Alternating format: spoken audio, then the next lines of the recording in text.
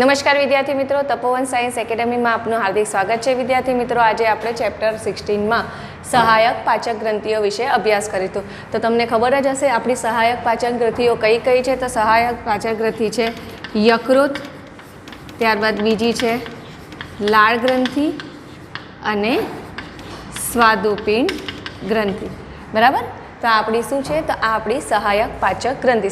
સહાયક પાચક ગ્રંથિ એટલે કે પાચનની ક્રિયામાં મદદરૂપ થાય છે. તો એમાંની આપણે લાળ ગ્રંથિ વિશે અભ્યાસ ઓલરેડી કરી ગયા છે. તો આજે આપણે યકૃત ગ્રંથિ વિશે અભ્યાસ કરવાના છે. હવે આ જે યકૃત ગ્રંથિ છે ને, તે કંઈક આવી આપણા શરીરમાં જોવા મળે. તો આ જે યકૃત ગ્રંથિ છે ને, તે સૌથી મોટામાં મોટી ગ્રંથિ છે. એટલે કીધેલું છે કે યકૃત એ મોટી ગ્રંથિ છે. ત્યારબાદ એની ઉત્પત્તિ ક્યાંથી થાય છે? તો યકૃત છે, તો આ યકૃતની ઉત્પત્તિ જે છે તે અંતઃગર્ભ સ્તરમાંથી થાય છે. યાદ રાખજો, યકૃત છે તો યકૃતની ઉત્પત્તિ અંતઃગર્ભ સ્તરમાંથી થાય છે. હવે ક્યાં આવેલું હોય છે? તો આપણા શરીરમાં જે ઉરોદલ પટલ છે ને, તો ઉરોદલ પટલની નીચેની બાજુએ ઉદર ગુહામાં જમણી બાજુએ આપણું યકૃત જે છે તે ગોઠવાયેલું હોય છે. એટલે કે અહીંયા જો આવી રીતે ઉરોદલ પટલ આવેલું હોય છે. ત્યારબાદ અહીંયા આપણે જોઈએ તો અહીંયાથી અન્નનળી પસાર થશે, અહીંયા જઠર ગોઠવાયેલું હોય.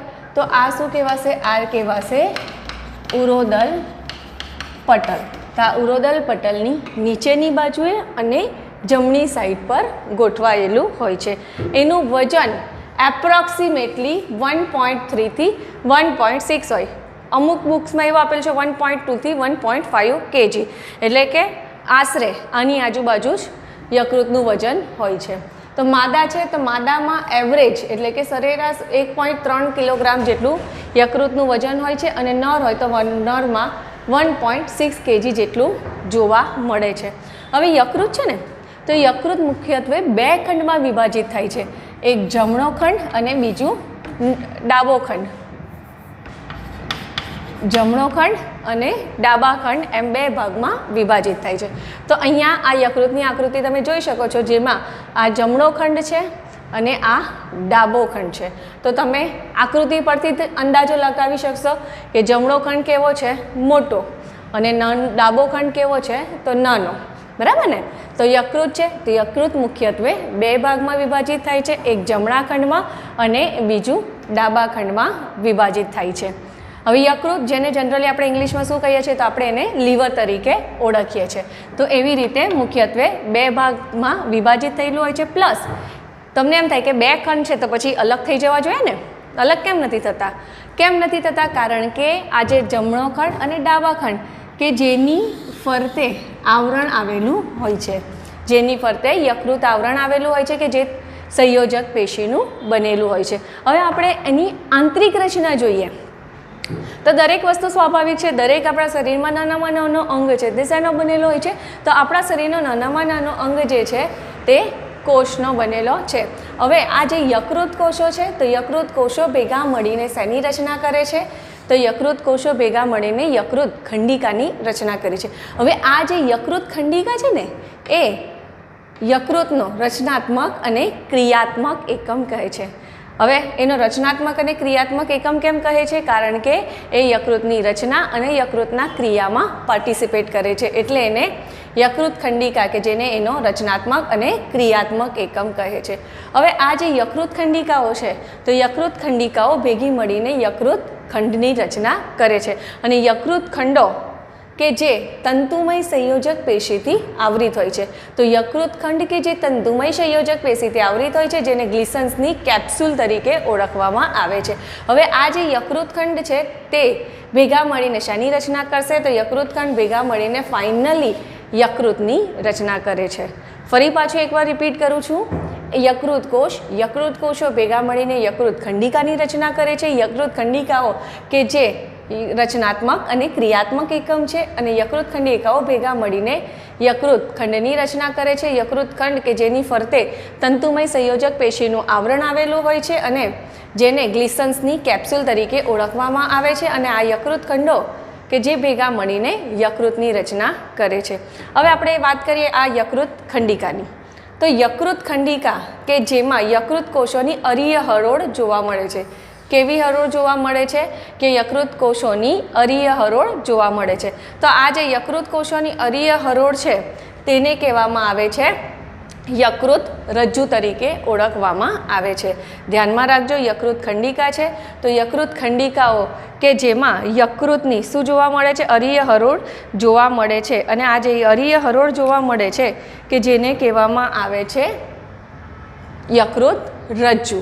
હવે આ જે યકૃત રજ્જુ છે ને તેમની વચ્ચે અવકાશ જોવા મળશે. એટલે કે ધારો કે આ યકૃત રજ્જુ છે તો તેમની વચ્ચે આવી રીતે ગેપ જોવા મળે છે. તો એ અવકાશ જોવા મળે યકૃત રજ્જુની વચ્ચે તેને કહેવામાં આવે છે યકૃત કોટર.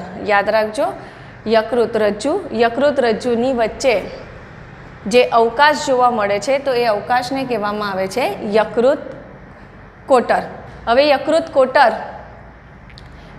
કોટર જે છે તે રેટિક્યુલો અંતઃ અધિચ્છદથી આવૃત હોય છે. યકૃત કોટર જે છે તે યકૃત કોટર રેટિક્યુલો અંતઃ અધિચ્છદથી આવૃત હોય છે, જેને કહેવામાં આવે છે કુથફર કોષો. એને શું કહેવામાં આવે છે? તો એને કુથફર કોષ તરીકે ઓળખવામાં આવે છે. હવે આ જે કુથફર કોષો છે ને તેનું પર્ટિક્યુલર કાર્ય છે. તો એનું પર્ટિક્યુલર કાર્ય કયું છે? તે ફેગોસાઇટોસિસની પ્રક્રિયા કરે છે.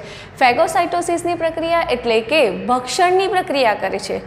ભક્ષણ એટલે કે જો શરીરમાં જે ખરાબ ડબ્લ્યુબીસી એટલે કે ખરાબ શ્વેતકણ હોય, ત્યારબાદ આરબીસી હોય અને બેક્ટેરિયા જેણે શરીરમાં પ્રવેશ કરેલો હોય તો એનું શું કરે છે?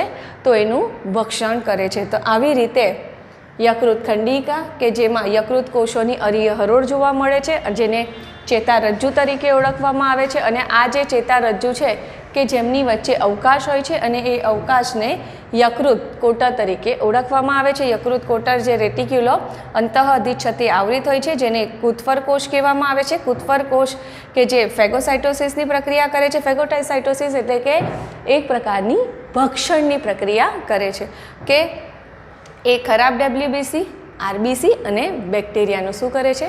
તો એ બેક્ટેરિયાનું ભક્ષણ કરે છે. હવે આપણે વાત કરીએ તો આ જે યકૃત ખંડિકા હોય છે, યકૃત ખંડિકા એટલે કે ધારો કે આપણે એમ કહી દઈએ કે આ યકૃત ખંડિકા છે તો યકૃત ખંડિકા વચ્ચે આવી રીતે અહીંયા ખૂણાઓ બને છે. તો આ જે યકૃત ખંડિકા વચ્ચે જે ખૂણો બને છે કે જ્યાં યકૃત ધમની, યકૃત નિવાહિકા શિરા અને પિત્તનળીની શાખાઓ પ્રવેશે છે એટલે કે ત્યાં ગોઠવાય છે. એટલે કે યકૃત ખંડિકાઓ છે કે જેમની વચ્ચે જ્યાં ગેપ જોવા મળશે ને તો એ ગેપની વચ્ચે ધમની, ત્યારબાદ યકૃત નિવાહિકા શિરા અને પિત્તનળીની શાખાઓ ગોઠવાયેલી હોય છે. હવે તમને એમ થશે કે ચલો યકૃત શિરા તો સમજ પડી ગઈ, પણ આ યકૃત નિવાહિકા શિરા એટલે શું? તો તમને સમજાવી દઉં. ઓલરેડી તમને મેં 7મા ચેપ્ટરમાં સમજાવી દીધું છે તો ફરી પાછું રિવાઇઝ કરી દઉં. યકૃત નિવાહિકા શિરા એટલે શું કહેવાશે? કે પાચન માર્ગમાંથી જે શિરાઓ નીકળતી હોય ને તો પાચન માર્ગમાંથી નીકળતી જે શિરાઓ જે છે તે ડાયરેક્ટ હૃદયમાં ન જતા એ પહેલાં ક્યાં પ્રવેશે છે? તો એ યકૃતમાં પ્રવેશે છે. એટલે કે હવે આ આપણે લઈ લઈએ પકવાશય, આ પાચન માર્ગ કહેવાશે. હવે અહીંયા આપણે લઈ લઈએ હૃદયમાંથી નીકળતી શિરાઓ. તો શું થશે કે આ પાચન માર્ગમાંથી જે બ્લડ વેઇન્સ હોય ને એટલે કે શિરા, તો એ શિરા શું થશે કે અહીંયા આપણે દોરી દઈએ યકૃત. તો પાચન માર્ગમાંથી નીકળતી શિરાઓ પહેલાં ક્યાં જશે? તો એ પહેલાં જશે યકૃતમાં અને યકૃતમાંથી ક્યાં જાય છે? તો યકૃતમાંથી એ હૃદયમાં જાય છે. તો આવી રીતે બે અંગો વચ્ચે શિરાઓનું જોડાણ થાય છે એટલે એને શું કહેવામાં આવે છે? તો એને યકૃત નિવાહિકા શિરા કહેવામાં આવે છે કે જે પાચન માર્ગમાંથી નીકળતી જે શિરાઓ છે તો પાચન માર્ગમાંથી નીકળતી શિરાઓ પહેલાં યકૃતમાં જશે, યકૃતમાંથી જઈને એ ક્યાં જશે? તો યકૃતમાંથી જઈને એ પછી હૃદયની શિરા સાથે જોડાય છે. તો આવી રીતે યકૃત જે છે તે કાર્ય કરે છે અને તમને ખ્યાલ આવી ગયો હશે કે એને કેમ યકૃત નિવાહિકા શિરા કહેવાય. કારણ કે શું થશે કે આપણે પાચનની ક્રિયા થાય છે તો એ દરમિયાન જે ખરાબ પદાર્થનું ઉત્સર્જન થયેલું હોય ને તો એને શું કરે કે એને સરળ સ્વરૂપમાં ફેરવશે કે જેના લીધે શું થશે, એ નક્કામાં જે ઝેરી પદાર્થ હોય ને એને થોડા બિનઝેરી સ્વરૂપમાં ફેરવે, જેના લીધે શું થશે કે આપણા માટે હાનિકારક ન રહે. બરાબર. તો એ શું થશે કે પાચન માર્ગમાંથી જે ઝેરી પદાર્થની ઉત્પત્તિ થાય તો એ સૌથી પહેલાં ક્યાં જશે, તો યકૃત નિવાહિકા શિરા મારફતે યકૃતમાં જશે અને યકૃતમાં જઈને એ જે ઝેરી પદાર્થો છે તો એ ઝેરી નકામા પદાર્થોને શેમાં ફેરવશે, તો બિનઝેરી પદાર્થમાં ફેરવે છે. તો આવી રીતે નકામા ઉત્પાદનો અને જે ઝેરી દ્રવ્યો હોય તો એ ઝેરી દ્રવ્યોને બિનઝેરી સ્વરૂપમાં ફેરવીને એનું મૂત્ર દ્વારા ઉત્સર્જન થઈ શકે તેવા સ્વરૂપમાં એ કન્વર્ટ કરે છે. તો આવી રીતે હોય છે. હવે આપણે અહીંયા જોઈએ આકૃતિ થોડી સમજી લઈએ. આકૃતિમાં આ જમણો ખંડ, ડાબો ખંડ, અહીંયા તમે જમણા ખંડમાં નીચેની તરફ આ રચના જોઈ શકો છો જેને એક કોથળી જેવી રચના છે. તો આ કોથળી જેવી રચનાને શું કહેવામાં આવે છે, તો પિત્તાશય કહેવામાં આવે છે. હવે શું થશે કે ઘણી હવે આ યકૃત ખંડિકા છે તો યકૃત ખંડિકાઓ ભેગી મળીને યકૃત ખંડ બનાવે છે. હવે યકૃત ખંડ કે જેમાંથી ઘણી બધી નલિકાઓ નીકળે છે તો એ નલિકાઓ ક્યાં જોડાશે, તો એ નલિકાઓ આ પિત્ત નળીમાં પિત્તાશયમાં ખુલે છે. યાદ રાખજો આ જે પિત્તાશય છે ને તે પિત્તરસનું ઉત્પાદન કરતું નથી, એ ફક્ત શું કરે છે, પિત્તરસનો સંગ્રહ કરે છે. તો આવી રીતે આ જે પિત્તાશય છે એ પિત્તરસનો સંગ્રહ કરે છે. પિત્તરસ આવે ક્યાંથી છે, તો પિત્તરસ ક્યાંથી આવશે, તો એ યકૃતમાંથી આવશે. તો યકૃતમાંથી યકૃતના ખંડોમાંથી આવી રીતે યકૃત નલિકા નીકળે છે અને એ યકૃત નલિકા ક્યાં ખુલે છે, તો એ યકૃત નલિકા આવી રીતે પિત્તાશયમાં ખુલે છે. એટલે કે યાદ રાખજો યકૃતમાંથી નીકળતી નલિકા કે જેને યકૃત નલિકા તરીકે ઓળખવામાં આવે છે, એવી રીતે પિત્તાશયમાંથી નીકળતી નલિકા કે જેને પિત્ત નળી તરીકે ઓળખવામાં આવે છે. પણ કેટલીક યકૃત નલિકા એવી છે કે જે પિત્ત નળી સાથે જોડાય છે. અહીંયા તમે આકૃતિમાં જોઈ શકો કે કેટલીક યકૃત નલિકા છે કે જે અહીંયા પિત્ત નળી સાથે જોડાય છે અને આ પિત્ત નળીમાં યકૃત રસ એટલે કે પિત્ત રસનો સ્ત્રાવ કરે છે. તો અહીંયા આ જે પિત્ત નળી અને યકૃત નળીનું જે જોડાણ થાય છે ને જેને કહેવામાં આવે છે સામાન્ય પિત્ત નલિકા. પિત્ત નળી અને યકૃત નલિકાનું અહીંયા જે જોડાણ થાય છે તો આ જોડાણને શું કહેવામાં આવે, સામાન્ય પિત્ત નલિકા તરીકે ઓળખવામાં આવે છે. એવી રીતે હવે આ જે સામાન્ય પિત્ત નળી શું થશે, આગળ વધશે. હવે આપણે કીધું જાણીએ છીએ સ્વાદુપિંડ છે તો સ્વાદુપિંડ અંતઃસ્ત્રાવી અને બહિસ્ત્રાવી છે. તો બહિસ્ત્રાવી કોને કહેવામાં આવે, તો બહિસ્ત્રાવી કે જેનો સ્ત્રાવ નલિકા મારફતે થાય. તો આ સ્વાદુપિંડ છે કે જેમાંથી સ્વાદુપિંડ નલિકા નીકળીને અહીંયા સામાન્ય પિત્ત નળી સાથે જોડાઈ જશે. આ જે સ્વાદુપિંડ છે સ્વાદુપિંડમાંથી એક નલિકા નીકળશે જેને કહેવાશે સ્વાદુપિંડ નલિકા. હવે આ જે સ્વાદુપિંડ નલિકા છે કે જે સામાન્ય પિત્ત નળી સાથે જોડાઈ જાય છે અને એ જે સામાન્ય પિત્ત નળી સાથે જોડાઈ જાય છે જેને કહેવામાં આવે છે યકૃત સ્વાદુપિંડ નલિકા. એને શું કહેવામાં આવે છે, એને કહેવામાં આવે છે યકૃત સ્વાદુપિંડ નલિકા. હવે સ્વાભાવિક છે આ જે સામાન્ય પિત્ત નળી છે તો સામાન્ય પિત્ત નળીમાંથી શેનો સ્ત્રાવ થાય છે, તો સામાન્ય પિત્ત નળી છે કે જેમાંથી પિત્તરસનો સ્ત્રાવ થશે અને આ જે સ્વાદુપિંડ નલિકા છે તો સ્વાદુપિંડ નલિકામાંથી શેનો સ્ત્રાવ થાય છે, તો સ્વાદુપિંડ નલિકામાંથી સ્વાદુરસનો સ્ત્રાવ થાય છે. તો એ અહીંયા ભેગા થશે અને ભેગા થઈને ક્યાં આવશે, તો અહીંયા પક્વાશયમાં આવશે. પણ અહીંયા પક્વાશયમાં આવે ત્યારે અહીંયા વાલ હોય છે. અહીંયા શું હોય છે, વાલ હોય છે જેને કહેવામાં આવે ઓડીવાલ. એને શું કહેવામાં આવે છે, તો એને કહેવામાં આવે છે ઓડીવાલ કે જે મુદ્રિકા સ્નાયુ તરીકે પણ ઓળખાય છે. આ જે ઓડીવાલ છે કે જે શેનાથી ઓળખાય છે, તો એ મુદ્રિકા સ્નાયુ તરીકે પણ ઓળખાય છે. ત્યારબાદ આગળ આપણે વાત કરીએ તો અહીંયા આપણે કીધેલું તેમ કે અહીંયા આ ફૂલેલી રચના એક જોવા મળે છે. તો આ આગળ ગઈકાલના લેક્ચરમાં જોઈએ કે આ ફૂલેલી રચના જોવા મળે છે જેને શું કહેવામાં આવે છે, એને કહેવામાં આવે છે એમ્પ્યુલા ઓફ વેટરની નલિકા કે જેમાં આ ઓડીનો વાલ હોય છે. તો આવી રીતે યકૃત છે તો યકૃતમાં આ રચના જોવા મળે છે. તો યકૃતને શું કહેવામાં આવે છે, યકૃતને મોટામાં મોટી ગ્રંથિ તરીકે ઓળખવામાં આવે છે. યકૃતમાંથી શેનો સ્ત્રાવ થાય છે, યકૃતમાંથી પિત્તરસનો સ્ત્રાવ થાય છે. અને યાદ રાખજો એ પિત્તરસનો સંગ્રહ યકૃતમાં નહીં થતો, એ પિત્તરસનો સંગ્રહ ક્યાં થાય છે, તો એ પિત્તરસનો સંગ્રહ પિત્તાશયમાં થાય છે. બરાબર. અને પિત્તાશયમાંથી જ્યારે જરૂર હશે ને ત્યારે એ આ પિત્તનળી અને આગળ જતાં એને શું કહેવાય છે? તો આગળ જતાં એને સામાન્ય પિત્તનલિકા તરીકે ઓળખવામાં આવે છે. તો આવી રીતે અને બીજી વસ્તુ કે આ જે પિત્તરસ છે ને, તો પિત્તરસમાં કોઈ પણ પ્રકારના ઉત્સેચક હોતા નથી. યાદ રાખજો, આપણું જે પિત્તરસ છે તે પિત્તરસમાં પાચનની ક્રિયા માટેના કોઈ પણ પ્રકારના ઉત્સેચક હોતા નથી.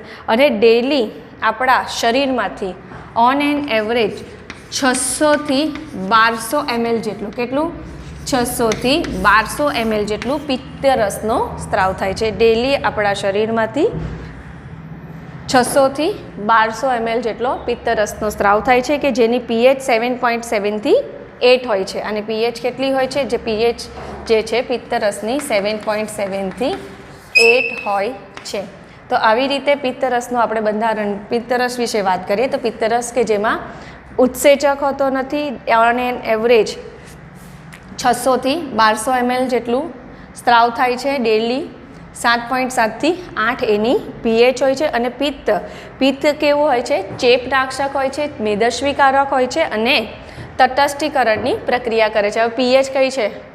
થોડી આલ્કલી છે ને, કારણ કે હવે સ્વાભાવિક છે, જઠર છે તો જઠરમાંથી ખોરાક ક્યાં આવે છે? પક્વાશયમાં આવે છે. તો જઠરમાંથી જે આવતો ખોરાક હોય પક્વાશયમાં એ કેવો હોય છે? એસિડિક હોય છે. તો એને ન્યુટ્રલ કરવાનું હોય છે. એટલે આની પિત્તરસ કે જેની pH કેવી હોય છે? તટસ્થની થોડી નજીક અને થોડી આલ્કલી જેટલી હોય છે. તો આવી રીતે પિત્ત જે છે તે ચેપનાશક, મેદસ્વીકારક અને એ તટસ્થીકરણના કાર્યમાં જોવા મળે છે. હવે આ છે યકૃત ખંડિકાની આકૃતિ. આપણે કીધું ને કે યકૃત ખંડિકાઓ ભેગા મળીને ખંડની રચના કરે છે. તો આપણે યકૃત ખંડિકા છે, તો યકૃત ખંડિકામાં આપણે શું જોયું? તો યકૃત ખંડિકા કે જેમાં અરીહ હરોળમાં યકૃત કોષો ગોઠવાયેલા હોય છે. તો આ જે અરીહ હરોળ એટલે કે ત્રિજ્યાવર્તી રીતે આ કોષો ગોઠવાયેલા છે. તો આ અરીહ હરોળમાં ગોઠવાયેલા જે યકૃત કોષો છે તો એને શું કહેવામાં આવે? ચેતારજ્જુ કહેવામાં આવે છે. ચેતારજ્જુની વચ્ચે શું જોવા મળે છે? તો અવકાશ જોવા મળે છે. તે ચેતારજ્જુની વચ્ચે જે અવકાશ જોવા મળે છે તે અવકાશને શું કહેવામાં આવે? યકૃત કોટર કહેવામાં આવે છે. હવે આ યકૃત કોટર છે કે જેમની વચ્ચે કોષો ગોઠવાયેલા હોય છે, એ કોષોને જો અંદર છે ને એ પ્રિન્ટિંગ મિસ્ટેક છે તમારી બુકમાં, તો એમાં એકચ્યુઅલી શું આવે? કૂપફરના કોષો આવે. એને શું કહેવામાં આવે? તો એને કૂપફરના કોષો કે જે ફેગોસાઇટોસિસની પ્રક્રિયા કરે છે. હવે આપણે કીધું ને કે યકૃત ખંડિકા છે, તો યકૃત ખંડિકામાં વચ્ચે જે ખૂણા બને છે તો એ ખૂણામાં યકૃત નિવાહિકા શિરા, પિત્તનલિકા અને યકૃત ધમનીનો પ્રવેશ થાય છે. તો અહીંયા જો આવી રીતે અહીંયા ખૂણા બને છે. તો આ ખૂણા વચ્ચે આ યકૃત નિવાહિકા શિરા, પિત્તનલિકા, અંતઃખંડીય પિત્તનલિકા, અંતઃખંડીય કે અંદર પ્રવેશ છે એટલે એને શું કીધું? અંતઃખંડીય પિત્તનલિકાની શાખા અને યકૃત ધમનીની શાખા. તો આટલી વસ્તુ તમારે યકૃત ખંડિકામાં ધ્યાનમાં રાખવાની. હવે આપણે જોઈએ યકૃતના કાર્ય શું છે. તો ઓલમોસ્ટ શરીરની બધી જ જૈવ રાસાયણિક પ્રક્રિયા કેના દ્વારા થાય છે?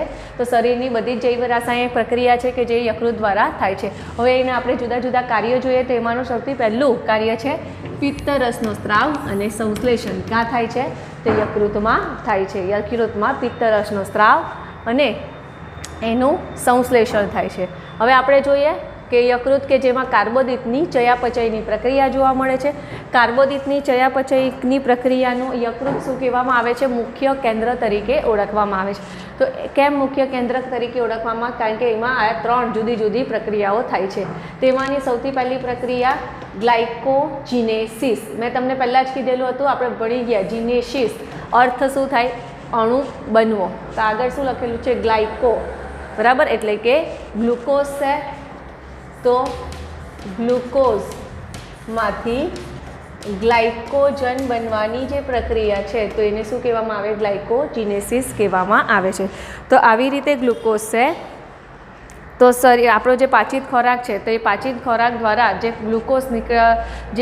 ગ્લુકોઝ એમાંથી મેળવવામાં આવે છે તે ગ્લુકોઝ ક્યાં જાય છે? યકૃતમાં જાય છે. અને બધા ગ્લુકોઝના અણુઓ ભેગા મળીને શેની રચના કરે છે? તો ગ્લાયકોજનની રચના કરે છે. તો એ પ્રક્રિયાને શું કહેવામાં આવે છે? તો એ પ્રક્રિયાને ગ્લાયકોજીનેસિસ કહેવામાં આવે છે. કારણ કે આપણે પ્રાણીમાં આવ્યા તો પ્રાણીમાં મુખ્યત્વે ખોરાકનો સંગ્રહ કયા સ્વરૂપે થાય છે? તો પ્રાણી કે જેમાં ખોરાકનો મુખ્ય સંગ્રહ ગ્લાયકોજન સ્વરૂપે થાય છે. હવે આપણે જોઈએ ગ્લાયકોજીનોલાઇસિસ. લાઇસિસનો અર્થ શું થાય છે? લાઇસિસનો અર્થ થાય છે અણુ તોડવું. તો ગ્લાયકોજનનો અણુ તૂટવો, અને ગ્લાયકોજનના અણુ તૂટે અને તૂટીને ફરી પાછું તેનું શેમાં રૂપાંતર થાય? તો ગ્લાયકોજનનો અણુ તૂટે અને તૂટીને એનું ફરી પાછું ગ્લુકોઝમાં રૂપાંતર થાય.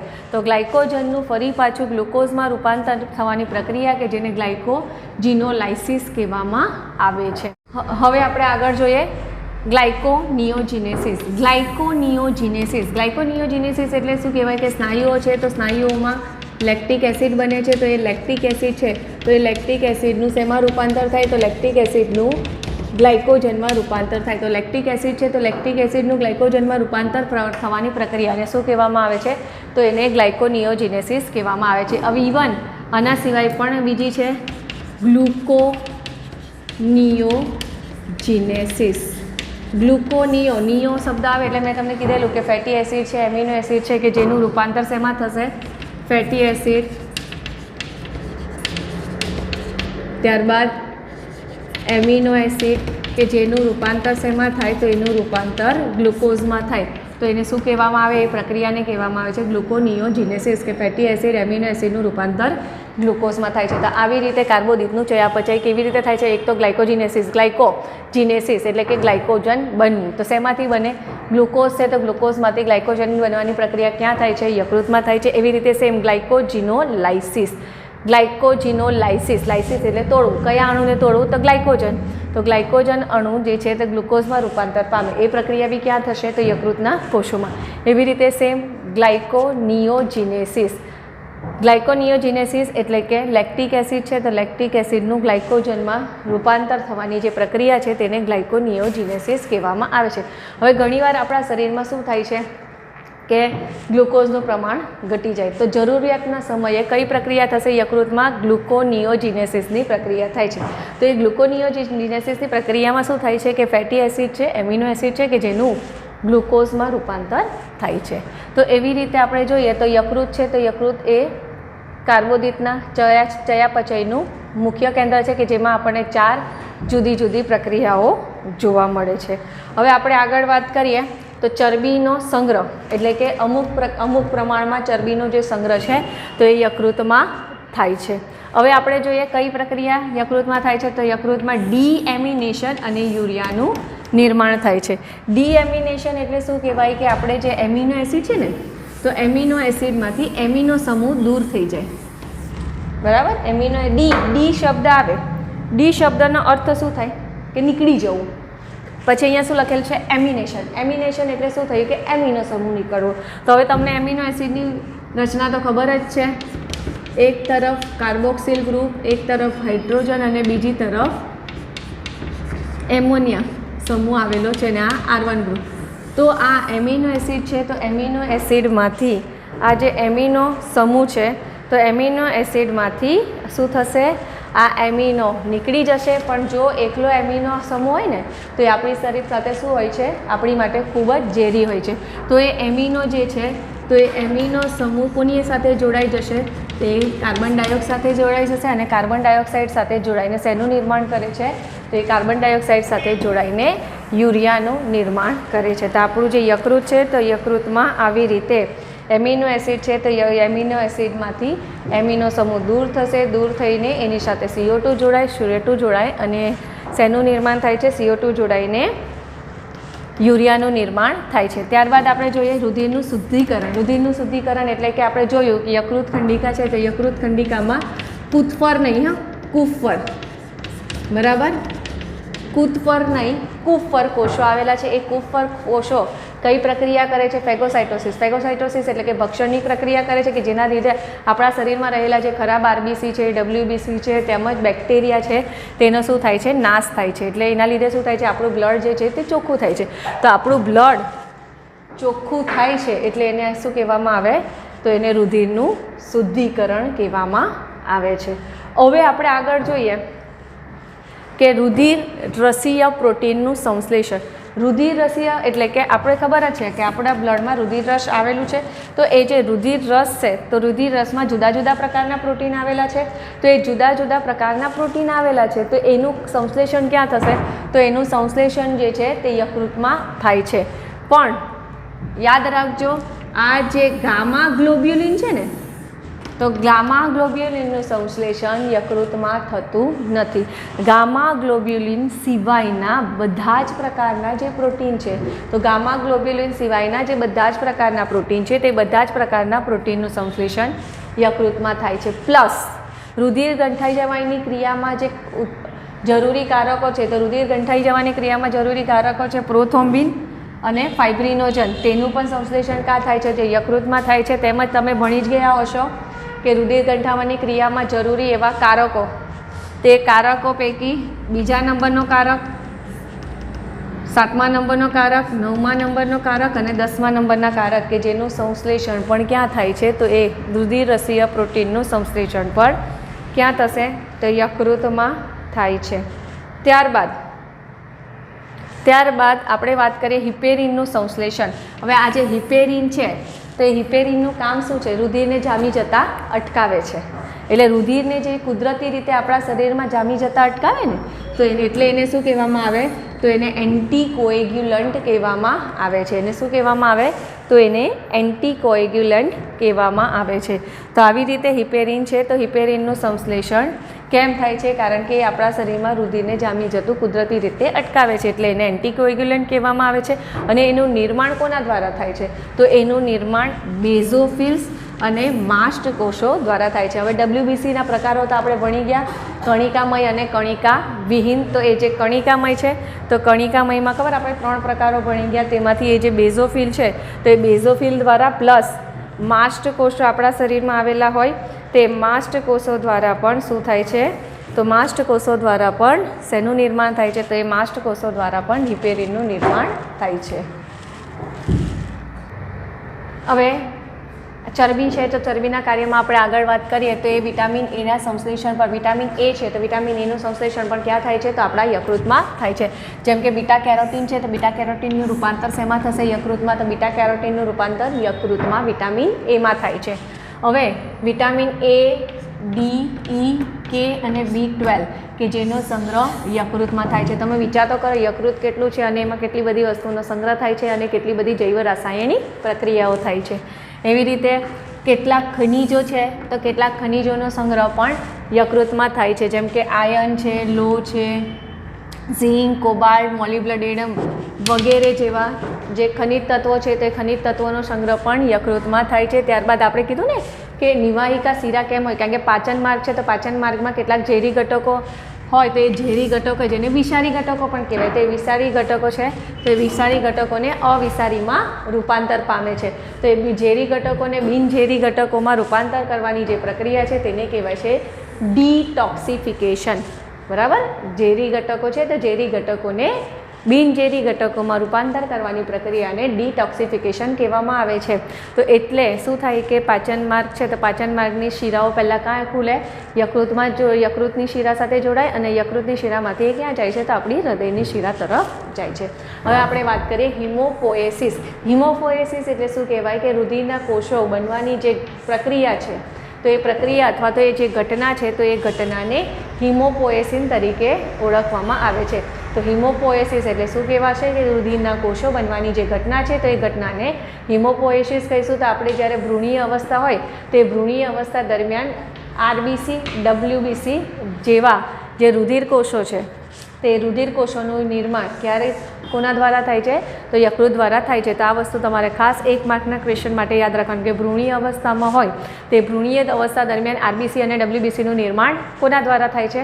તો ભ્રૂણીય અવસ્થામાં RBC અને WBCનું નિર્માણ છે તે આ યકૃત દ્વારા થાય છે. હવે આપણે જોયું કે યકૃત છે તો યકૃત દ્વારા શેનો સ્ત્રાવ થાય છે? યકૃત દ્વારા પિત્તરસનો સ્ત્રાવ થાય છે.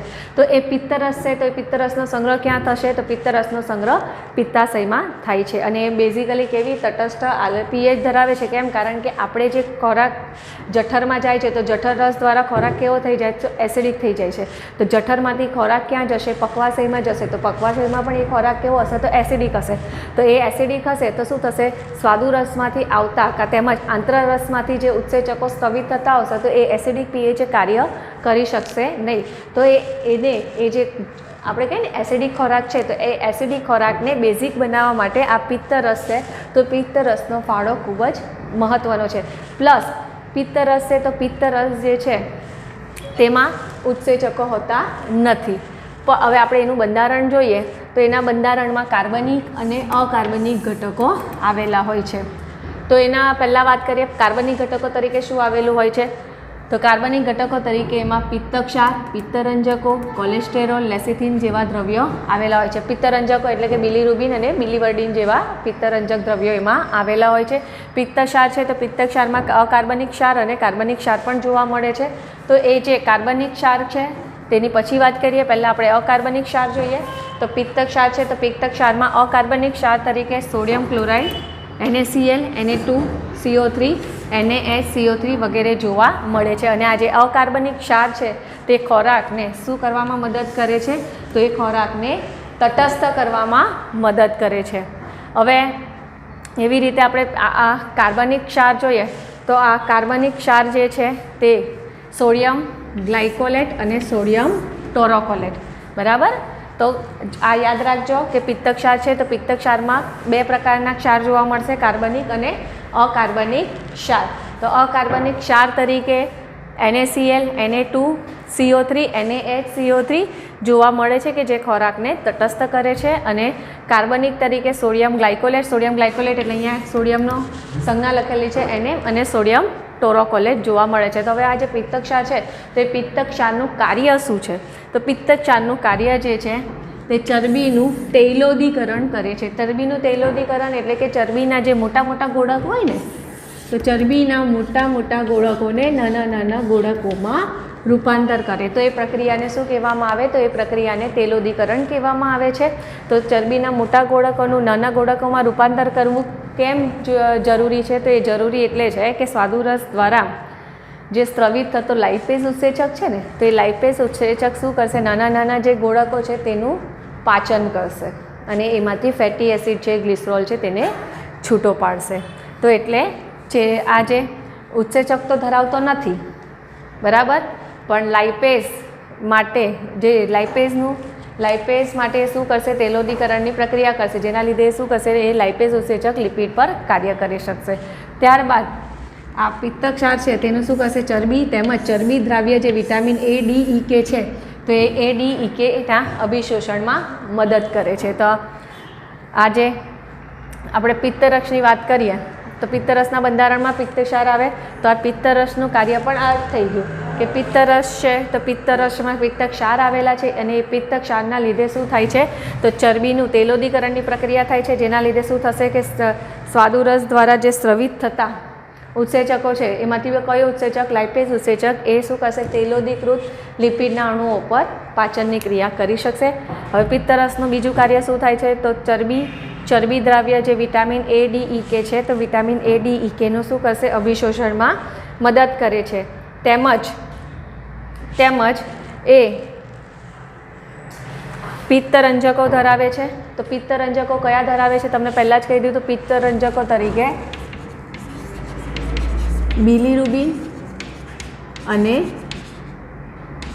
બિલીવર્ડિન ધરાવે છે. તો આવી રીતે પિત્તરંજક કણો કે જે ઉત્સર્જનની નિપજ છે. કઈ ઉત્સર્જનની નિપજ છે? તો બિલીરુબિન અને બિલીવર્ડિન. હવે આપણે એક શબ્દ જાણીએ કે મિસેલ. તો આ મિસેલ કોને કહેવામાં આવે છે? તો ચરબી છે, ચરબી, કોલેસ્ટેરોલ, ફોસ્ફોલિપિડ, વિટામિન જે છે તે બધા આ જોડાય છે. જોડાઈને એક શું બનાવે છે? એક કોમ્પ્લેક્સ બનાવે છે, એક ગ્રુપ બનાવે છે જેને આપણે કહીશું સંકુલ. તો એ સંકુલ કે જેને શું નામ આપવામાં આવેલું છે? તો એને મિસેલ નામ આપવામાં આવે છે. તો આવી રીતે ચરબી, કોલેસ્ટેરોલ, ફોસ્ફોલિપિડ અને વિટામિન ભેગા થઈને એક સંકુલ બનાવે છે અને એ સંકુલને મિસેલ તરીકે ઓળખવામાં આવે છે. હવે આપણે વાત કરીએ, ઘણીવાર આપણે એવું નથી હોતું કે એકલી મૂત્રપિંડમાં જ પથરી જોવા મળે છે. ઘણીવાર આપણા જે પિત્તાશય છે તો પિત્તાશયની પણ પથરી જોવા મળે છે. કઈ પથરી જોવા મળે છે? પિત્તાશયની પથરી જોવા મળે છે. તો શું થાય ખબર?